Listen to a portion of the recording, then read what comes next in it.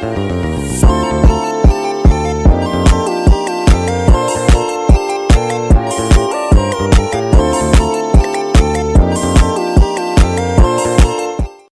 Bapak buka terlebih dahulu. Assalamualaikum warahmatullahi wabarakatuh. Waalaikumsalam warahmatullahi wabarakatuh.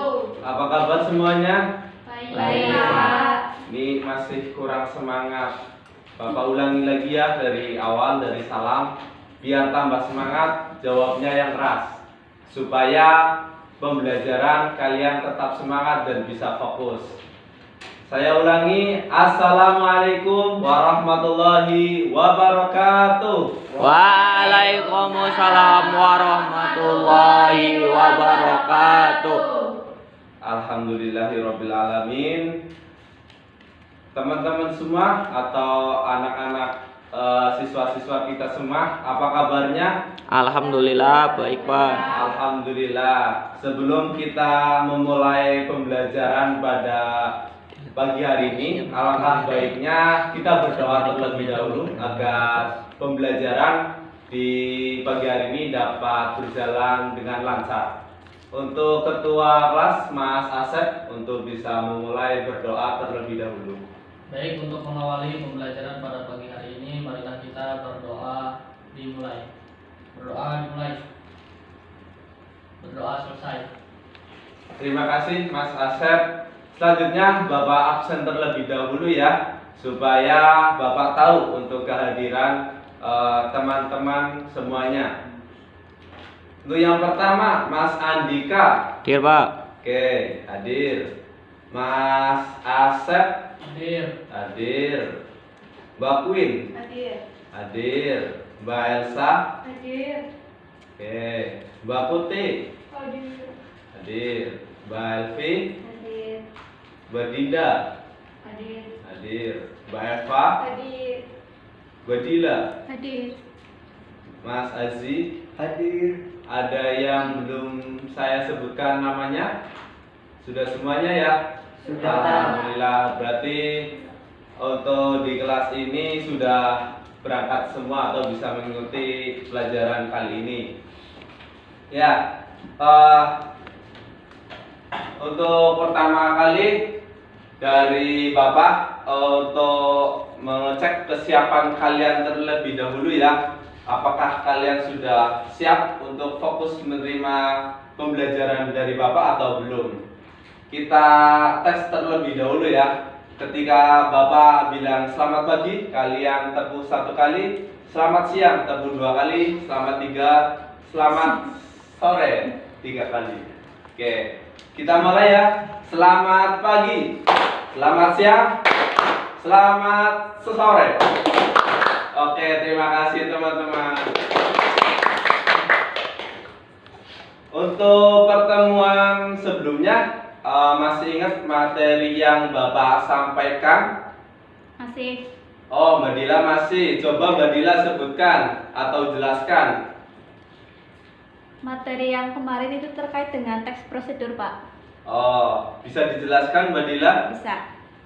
Teks prosedur adalah teks yang memuat cara untuk melakukan sesuatu secara tepat, berupa runtutan langkah demi langkah sehingga tercapainya tujuan yang diinginkan. Baik, luar biasa. Beri aplaus untuk Mbak Dila. Terima kasih Mbak Dila atas jawabannya. Sekarang setelah kemarin kita membahas tes prosedur, sekarang kita akan membahas mengenai puisi. Jadi, apa yang dimaksud puisi? Dari teman-teman, apakah ada yang tahu? Belum? Oke. Kalau belum, mari kita mengenal lebih jauh. Puisi. Pengertian puisi merupakan suatu bentuk karya yang mana karya sastra berisi ungkapan atau ungkapan perasaan seorang penyair yang dituangkan dengan memanfaatkan segala sesuatu kreativitas dan imajinasinya dengan rangkaian bahasa yang sangat indah yang dia keluarkan. Jadi puisi tersebut adalah sebuah karya sastra yang mana secara tertulis yang dibuat oleh seorang penyair yang digunakan atau yang diimplementasikan sesuai dengan apa yang dia rasakan serta ditulis menggunakan bahasa yang indah. Selanjutnya dalam kamus KBBI itu puisi sendiri merupakan sebuah ragam sastra atau ragam bahasa yang terikat oleh sebuah irama, matra, rima, serta penyusunan larik dan bait. Jadi dapat disimpulkan puisi sendiri itu merupakan sebuah ungkapan perasaan baik dari perasaan maupun dari pikiran untuk bisa dituangkan oleh penyair sehingga dapat digunakan untuk secara pembelajaran atau baik untuk dirinya sendiri. Selanjutnya kita akan mengenal mengenai unsur pembangun puisi. Dari teman-teman apakah sudah tahu unsur pembangun puisi? Belum. Oke. Dari materi yang Bapak berikan, unsur pembangun puisi yaitu di intrinsik itu ada terbagi jadi dua, ada unsur batin dan yang kedua ada unsur fisik. Apa yang dimaksud unsur batin dan fisik? Nah, kita akan membahas unsur batin. Dalam puisi, unsur batin itu terbagi, yang pertama ada tema. Tema sendiri merupakan sebuah pokok yang diungkapkan dalam sebuah puisi yang menjadi penentu dari penyair untuk menentukan diksi dalam puisi tersebut. Jadi peranan tema itu sangat penting untuk membuat atau pada tahapan membuat puisi. Yang kedua ada rasa. Rasa sendiri merupakan sebuah ungkapan yang diberikan atau diungkapkan oleh penyair kepada sesuatu yang dituangkannya atau dalam penulisan puisi yang dilakukan. Pengungkapan tema rasa erat kaitannya dengan pemahaman baik dari sosial, psikologi penyair itu sendiri. Misalnya dari latar belakang secara pendidikan, sosial, agama, dan lain sebagainya. Selanjutnya yang ketiga ada nada. Nada adalah bentuk sikap penyair terhadap pembaca. Nada sendiri memiliki kaitannya dengan erat dengan suasana. Dalam sebuah penyair itu nada dapat menyampaikan puisi dengan menjadi lebih maksimal karena dengan nada penyampaian puisi akan mudah diterima dengan para pembacanya. Selanjutnya kita akan membahas mengenai dari amanat. Nah, di amanat sendiri itu merupakan sebuah poin penting dalam kita menilai dari apa yang dihasilkan dari tulisan puisi tersebut. Jadi amanat itu merupakan pesan yang disampaikan penyair kepada pembacanya melalui hasil dari tulisan puisi yang telah dibaca. Pembaca dapat memperoleh amanat baik secara tersurat maupun tersirat. Selanjutnya unsur fisik. Nah, di dalam unsur fisik itu yang pertama ada diksi. Diksi sendiri merupakan sebuah pilihan kata pada puisi.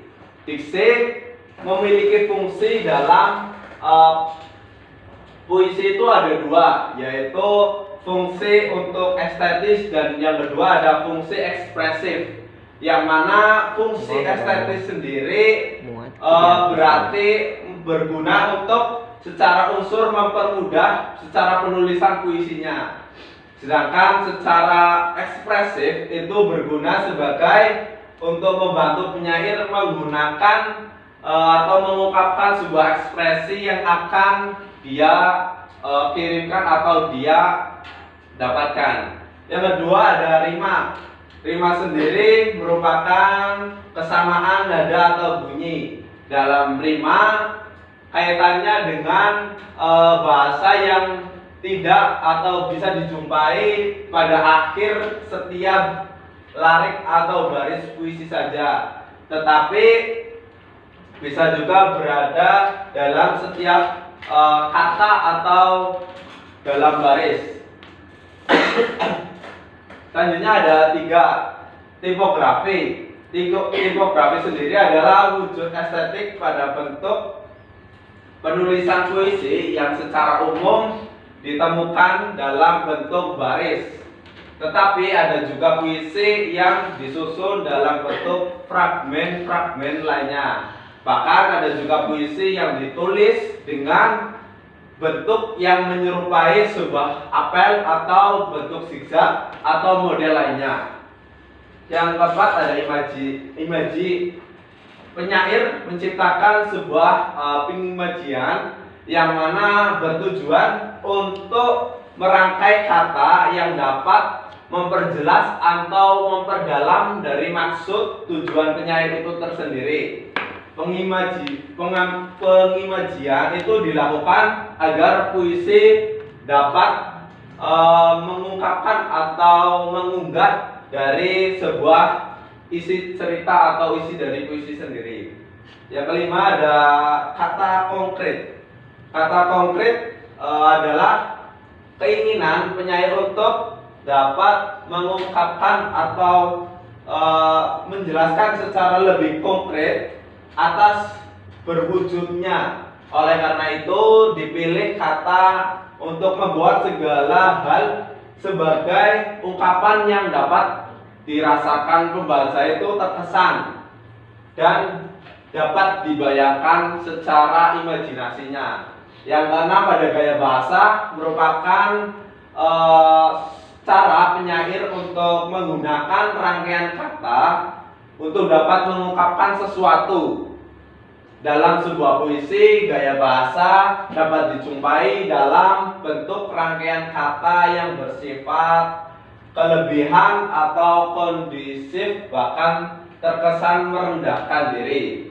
Oke, untuk materi dari puisi sudah Bapak sampaikan, sehingga mudah-mudahan dari teman-teman dapat dipahami. Nah, selanjutnya kita akan belajar lebih dalam melalui sebuah game yang mana Bapak sudah siapkan. Ini ada game namanya Pohon Pintar Puisi. Nah, nantinya akan Bapak bagikan kelompok, dan masing-masing dari perwakilan kelompok nanti akan maju ke depan mengambil dari surat dari poin yang ada di dalam pohon puisi tersebut. Oke. Untuk kelompok yang pertama itu ada Mas Azi dan Mas Andika. Yang kedua Mas Asep serta Mbak Dila. Yang ketiga ada Mbak Putik dan Mbak Eva. Yang keempat ada Mbak Elsa dan Mbak Dinda. Dan yang kelima ada Mbak Queen dan Mbak Elvi. Silakan untuk masing-masing kelompok untuk dapat maju. Di sini Bapak ada bibit keberuntungan yang mana nanti bisa diambil. Ada sebuah nomor yang nantinya teman-teman bisa dapat mengambil dari isi surat yang ada di dalam pohon puisi tersebut. Silakan untuk perwakilan kelompok bisa maju ke depan.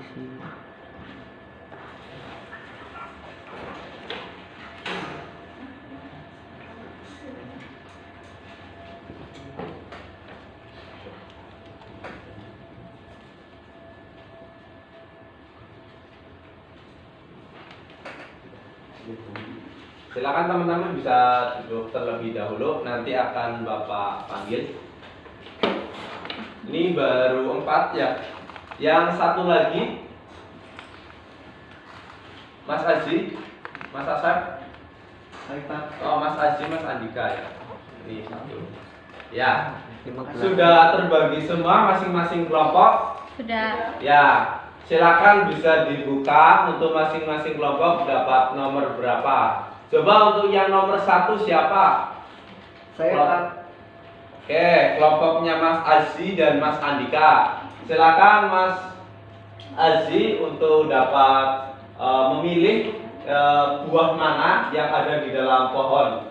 Suratnya bisa ambil di sini. Ya, silakan bisa duduk kembali Mas Aziz. Selanjutnya untuk kelompok kedua, silakan Mbak Eva.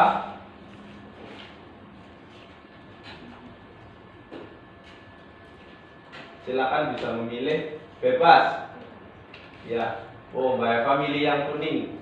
Berarti sukanya warna kuning. Ya, selanjutnya untuk kelompok yang ketiga. Saya, Pak. Ya, silakan Mbak Gila untuk dapat memilih.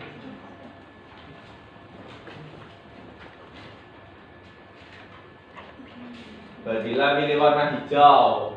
Terus selanjutnya kelompok nomor 4. Silakan Mbak Queen.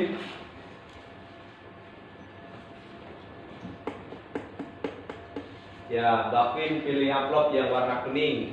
Selanjutnya yang terakhir ada kelompok dari Mbak Dinda, kelompok 5. Ini sisa. Ambil warna hijau. Ya, sudah dapat semuanya ya? Sudah, Pak. Baik, untuk teman-teman masing-masing kelompok silakan bisa mengamati dari pertanyaan yang ada dalam surat tersebut. Silakan untuk dapat dikomunikasikan serta dapat didiskusikan dengan anggota kelompoknya. Bapak berikan waktu 5 menit untuk berdiskusi. Selanjutnya dari teman-teman masing kelompok untuk dapat memaparkan apa yang jadi tugas atau yang didapatkan dalam surat yang ada di pohon puisi tersebut.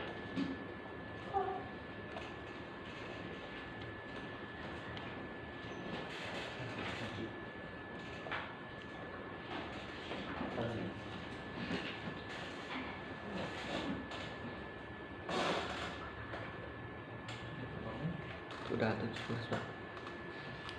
Sudah? Sudah. Baik, untuk kelompok yang pertama silakan dari Mas Aziz.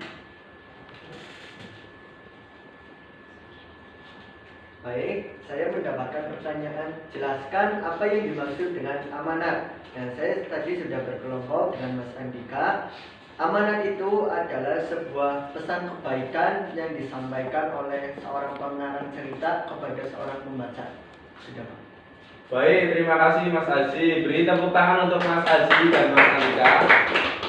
Selanjutnya untuk kelompok yang kedua, silakan untuk bisa maju ke depan.